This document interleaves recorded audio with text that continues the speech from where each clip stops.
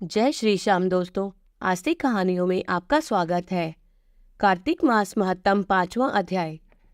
प्रभु मुझे सहारा है तेरा, जग के पालनहार। कार्तिक मास महत्तम की कथा करूं विस्तार। राजा पृथु बोले, हे नारद जी, आपने कार्तिक मास में स्नान का फल कहा, अब अन्य मासों में विधि पूर्वक स्नान करने की विधि, नियम और उद्यापन की विधि भी बताओ।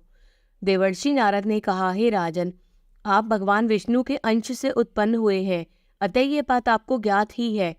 फिर भी आपको यथाचित विधान बतलाता हूँ। अश्विनी माह में शुक्ल पक्ष की एकादशी से कार्तिक के व्रत करने चाहिए। ब्रह्म मुहूर्त में उठकर जल का पात्र लेकर गांव से बाहर पूर्व तथा उत्तर दिशा में जाना चाहिए।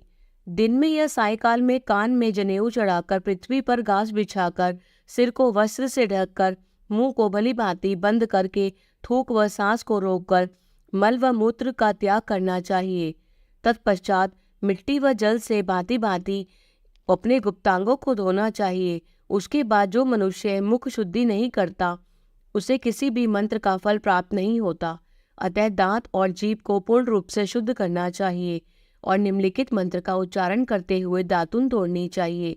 हे वनस्पतये, आप मुझे आयु, कीर्ति, तेज, प्रज्ञा, पशु, संपत्ति, महाज्ञान, बुद्धि और विद्या प्रदान करो।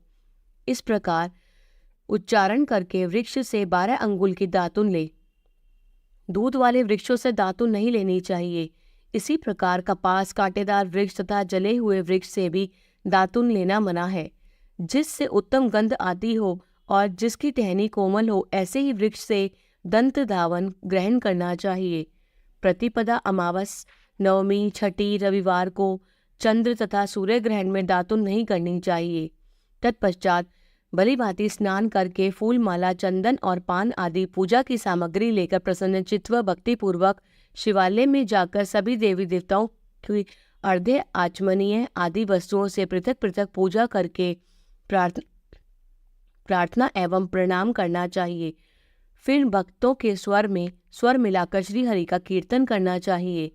मंदिर में जो गायक भगवान श्री हरि का कीर्तन करने आए हों, उनका माला, चंदन, तांबूल आदि से पूजन करना चाहिए, क्योंकि देवालयों में भगवान विष्णु को अपनी तपस्या, योग और दान द्वारा प्रसन्न करते थे।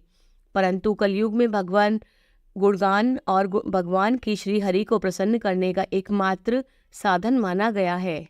नारद जी राजा पृथु से बोले, हे राजन, एक बार मैंने भगवान से पूछा कि हे प्रभु, आप सबसे अधिक कहाँ निवास करते हैं?